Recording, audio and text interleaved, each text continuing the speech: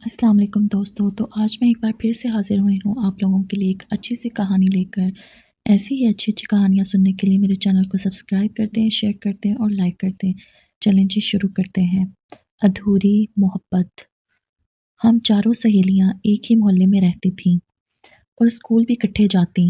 عفت کا گھر تو ہمارے بالکل سامنے تھا۔ وہ مجھ سے زیادہ قریب تھی، صاف گو اور اچھی عادات کی مالک۔ میں اکثر اس کے گھر جاتی لیکن وہ بہت کم ہمارے ہاں آتی کیونکہ وہ اپنے والد سے ڈرتی تھی۔ عفت کے والد کو سب ملک صاحب کہہ کر بلاتے تھے۔ نہایت نیک اور شریف آدمی تھے لیکن مزاج کے ذرا سخت تھے۔ عفت کو اسکول کے علاوہ کہیں آنے جانے کی اجازت نہیں تھی۔ جب اسکول کی طرف سے پکنک پر جانا ہوتا تو اس کو اجازت نہ ملتی۔ کسی سہیلی کے گھر سالگرہ یا پارٹی کوئی ہوتی تو تقریب تو ہم تینوں جاتی مگر عفت ہم میں شامل نہ ہو پاتی۔ یوں محرومی کے احساس سے اس کی شخصیت پر منفی اثرات مرتب ہو گئے۔ وہ ہر وقت پریشان اور کھوئی کھوئی رہنے لگی۔ پڑھائی میں بھی روز بروز کمزور ہوتی گئی اور صحت بھی تیزی سے گرنے لگی، جیسے کوئی گن اندر ہی اندر اس کو کھا رہا ہو۔ ماں اسے ڈاکٹر کے پاس لے گئی تو ڈاکٹر نے کہا اس کو کوئی بیماری نہیں ہے، لڑکی کو خوشی کی ضرورت ہے، اس کو خوش رکھا جائے اور سیر و تفریح پر لے جایا جائے تو یہ ٹھیک ہو جائے گی۔ ملک صاحب کے پاس روپے پیسے کی کمی نہ تھی اور عفت ان کی اکلوتی بیٹی تھی۔ بیٹی سے ان کو پیار بہت تھا، بس وہ اپنی پرانی روایات سے مجبور تھے۔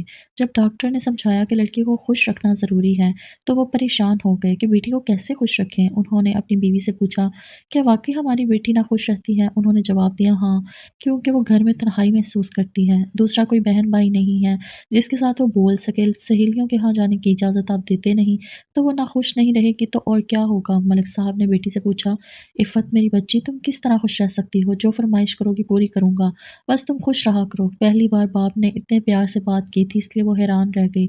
باپ نے دوبارہ اصرار کیا تو اس نے کہا ابا جان مجھے گاڑی چلانے کا شوق ہے، اگر آپ میرا یہ شوق پورا کرتے ہیں تو میں بہت خوش رہوں گی۔ بیٹی کی انوکھی فرمائش سن کر ملک صاحب سن ہو گئے۔ عفت نے بات ہی ایسی کہی تھی، جس لڑکی کو چار دیواری سے باہر قدم رکھنے کی اجازت نہ تھی وہ گاڑی مانگ رہی تھی۔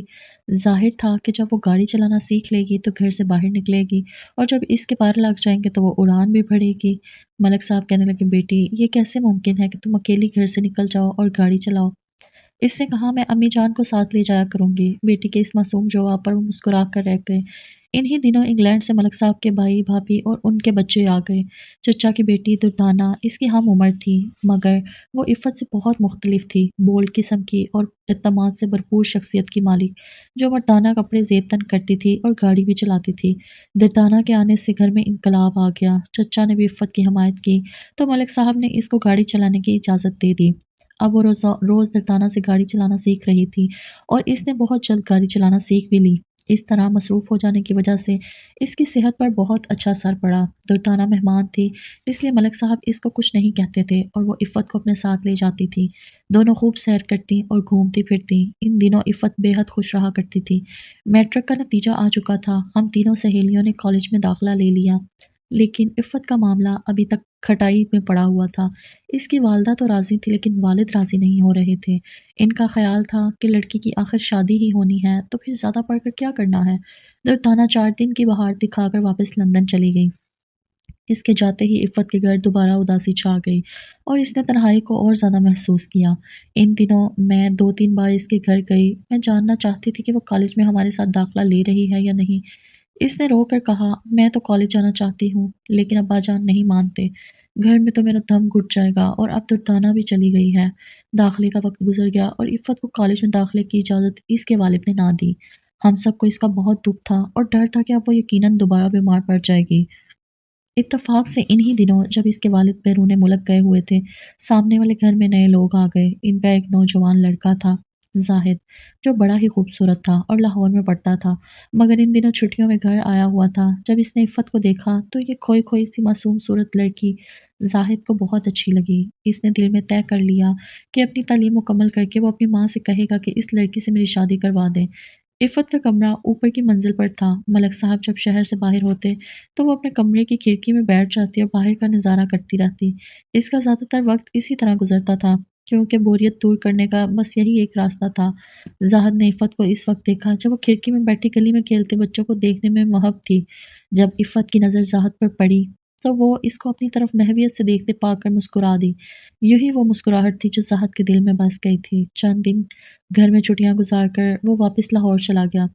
عفت اس موہنی صورت کو گلی میں نہ پا کر کھڑکی میں بیٹھ کر وقت گزارنے کے بجائے ماں سے کہتی، مجھے گاڑی کی چابی دے، میں نے ڈرائیو کرنا ہے۔ جب اس نے بہت ضد کی تو ماں نے چابی دے دی اور کہا، زیادہ دور مت جانا اور جلدی واپس آنا۔ عفت اس روز میرے گھر آئی اور کہنے لگی، فوزی چلو میں تمہیں سیر کراتی ہوں، میں نے گاڑی چلانا سیکھ لی ہے۔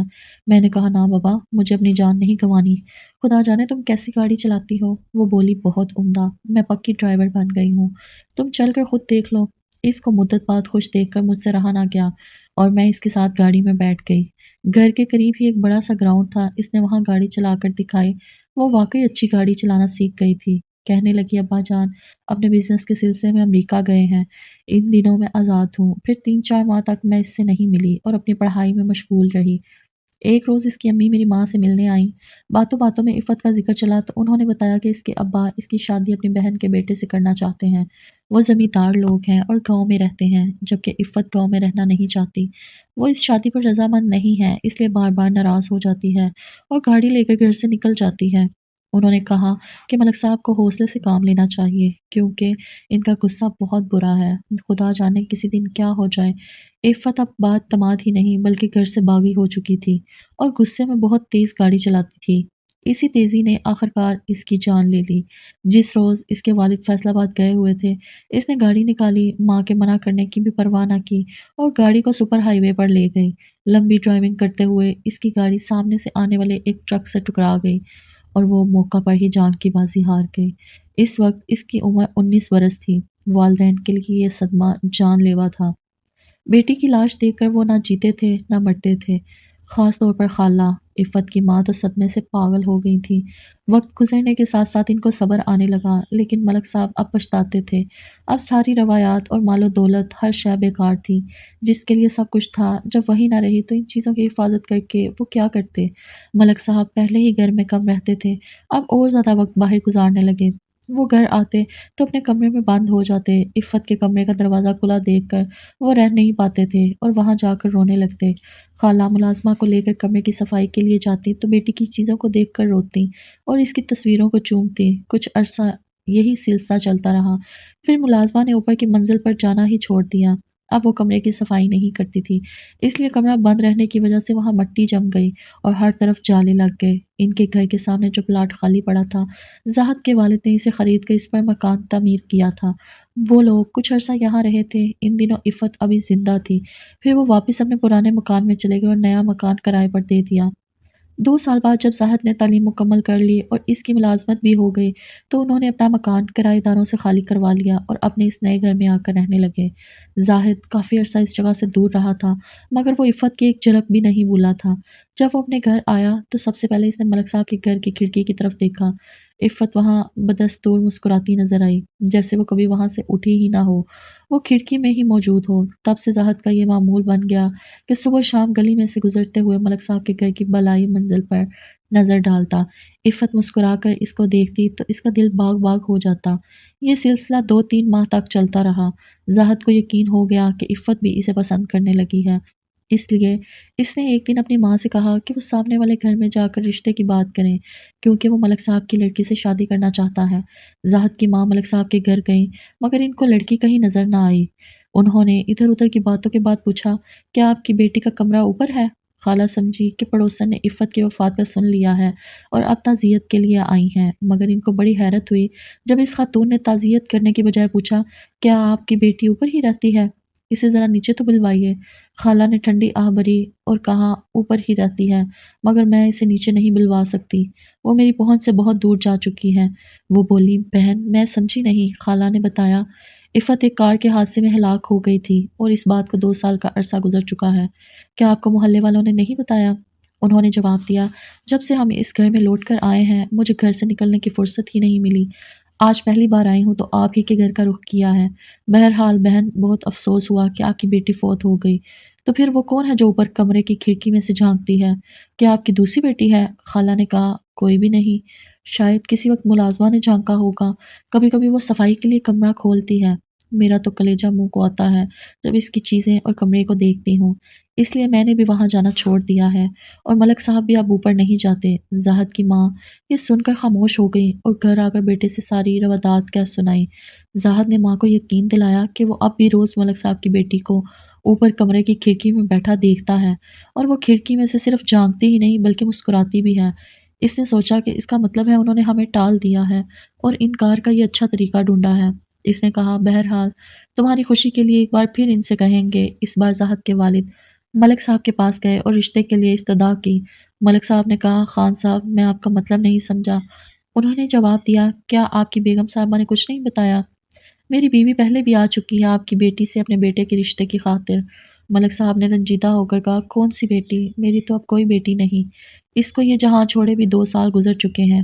خان صاحب نے حیرت سے پوچھا، تو پھر اوپر کون رہتا ہے؟ ملک صاحب نے کہا، آئیے اوپر۔ انہوں نے ملازمہ سے چابی منگوائی اور خان صاحب کو لے کر اوپر کی منزل پر پہنچے۔ اپنے ہاتھوں سے عفت کے کمرے کا تالا کھولا اور کہنے لگے، یہ ہے میری مرحومہ بیٹی کا کمرہ، اب یہ بند ہی رہتا ہے۔ کمرے میں ہر چیز پر مٹی پڑی تھی اور جا بجا جالے لگے ہوئے تھے۔ عرصے سے اس کی صفائی بھی نہ ہوئی تھی، یہاں تک کہ عفت کی تصویر پر بھی مٹی کی تہ جمی تھی۔ البتہ کھڑکی کھلی ہوئی تھی۔ خان صاحب نے پوچھا، آپ کی کوئی اور بیٹی نہیں؟ ملک صاحب نے کہا، جی نہیں۔ تو پھر کھڑکی میں سے یہ کہتے کہتے خان صاحب خاموش ہو گئے۔ انہوں نے باہر دیکھ کر کہا، زاہد صاحب نے گلی میں کھڑا ہے، دیکھیے یہی میرا بیٹا ہے جس کے رشتے کے لیے میں آیا ہوں۔ اگر آپ اجازت دیں تو میں اس کو اوپر بلا لوں؟ ملک صاحب نے کہا، کیوں نہیں، بلا لیجئے، مجھے کیا اعتراض ہو سکتا ہے۔ جو ہی وہ بیٹے کو آواز دینے کے لیے کھڑکی کی طرف بڑھے، کھڑکی خود بخود بند ہو گئی۔ خان صاحب کی چھٹی حس نے انہیں بیدار کر دیا کہ یہ بات معمولی نہیں ہے۔ کھڑکی میں جو لڑکی زاہد کو نظر آتی ہے، حقیقت میں وہ اس کی روح ہو سکتی ہے۔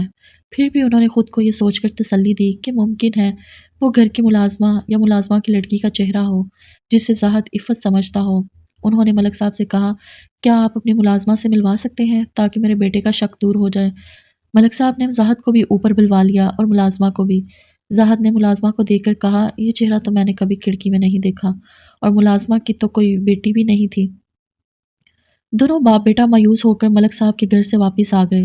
اس کے بعد زاہد نے کبھی گلی میں نکل کر ملک صاحب کے گھر کی اس کھڑکی کی طرف نہیں دیکھا جہاں اسے عفت نظر آتی تھی۔ البتہ کئی بار خان صاحب نے خود دیکھا، مگر اب وہاں کوئی صورت نظر نہیں آتی تھی اور کھڑکی ہمیشہ بند ہی ملتی تھی۔ زاہد اب زیادہ تر گھر میں رہنے لگا تھا۔ وہ بجھا بجھا نظر آتا، جیسے اسے بھی کسی غیر معمولی بات کا احساس ہو گیا ہو، لیکن وہ کسی سے اس بارے میں ذکر کرنے سے گھبراتا تھا۔ اس کی بہن ندرت کبھی کبھی میرے پاس آ جاتی تھی، وہ ہماری ہی ہم عمر تھی، لیکن کالج نہیں جاتی تھی کیونکہ اس نے میٹرک کے بعد تعلیم کو خیر آباد کہہ دیا تھا۔ ان دنوں وہ اپنے بھائی کی وجہ سے بڑی پریشان تھی، کہتی تھی خدا جانے میرے بھائی کو کیا ہو گیا ہے، پہلے تو وہ ایسا نہ تھا، اب ہر وقت کھویا کھویا اور خیالوں میں گم رہنے لگا ہے، ٹھیک سے کھانا بھی نہیں کھاتا اور اس کی صحت گرتی جا رہی ہے۔ اس نے مجھ سے بھی ہنسنا بولنا چھوڑ دیا ہے، جب اس کے دوست آتے ہیں تو کہہ دیتا ہے کہ ان سے کہہ دو زاہد گھر پر نہیں ہے۔ اس کی امی بھی بہت پریشان ہے اور رات دن زاہد کے لیے دعائیں کرتی ہیں، روتی رہتی ہیں۔ ندرت نے ایک روز بتایا کہ زاہد بیمار ہے، لیکن ڈاکٹر کہتے ہیں کہ کوئی بیماری نہیں اور سب رپورٹس ٹھیک ہیں۔ عالم صاحب کو بھی دکھایا ہے، وہ اس پر دم درود کر رہے ہیں۔ اس نے کہا، دعا کرے میرا بھائی اچھا ہو جائے۔ اب تو وہ بالکل نہیں بولتا، جیسے گونگا ہو گیا ہو، بس ہر وقت خلا میں گھورتا رہتا ہے۔ اب زاہد 24 گھنٹے گھر میں قید رہنے لگا اور اس بات کو محلے والوں نے بھی محسوس کیا۔ پاس پڑوس کے لوگ زاہد کی عیادت کرنے جانے لگے، مگر زاہد عیادت کرنے والوں سے تنگ آ گیا تھا۔ کوئی اس کی طبیعت کا پوچھنے آتا تو وہ دوڑ کر غسل خانے میں چھپ جاتا اور اس وقت تک نہ نکلتا جب تک وہ چلا نہ جاتا۔ اس صورتحال پر لوگوں نے یہ مشہور کر دیا کہ خان صاحب کا بیٹا پاگل ہو گیا ہے۔ یوں بھی ایک اعلیٰ تعلیم یافتہ نوجوان جس کی کمانے کی عمر ہو، وہ لوگوں کو دیکھ کر ڈرنے اور چھپنے لگے تو لوگ اسے پاگل ہی کہیں گے۔ خان صاحب نے زاہد کو ماہر نفسیات کو دکھایا تو اس نے کہا، یہ ذہنی مریض ہے اور مرض آہستہ آہستہ بڑھ رہا ہے، اس کا علاج ہونا چاہیے۔ دواؤں میں زیادہ تر نشہ آور گولیاں تھیں، زاہد کو کھلاتے تو وہ گھنٹوں سویا رہتا۔ اس علاج سے بھی وہ اچھا نہ ہوا بلکہ اس کی یادداشت پر برا اثر پڑا۔ اب وہ بعض اوقات اپنی ماں تک کو پہچاننے میں ناکام رہتا۔ مجبور ہو کر والدین نے اس طریقہ علاج کو بھی ترک کر دیا۔ اس عالم میں کچھ عرصے بعد زاہد کا انتقال ہو گیا۔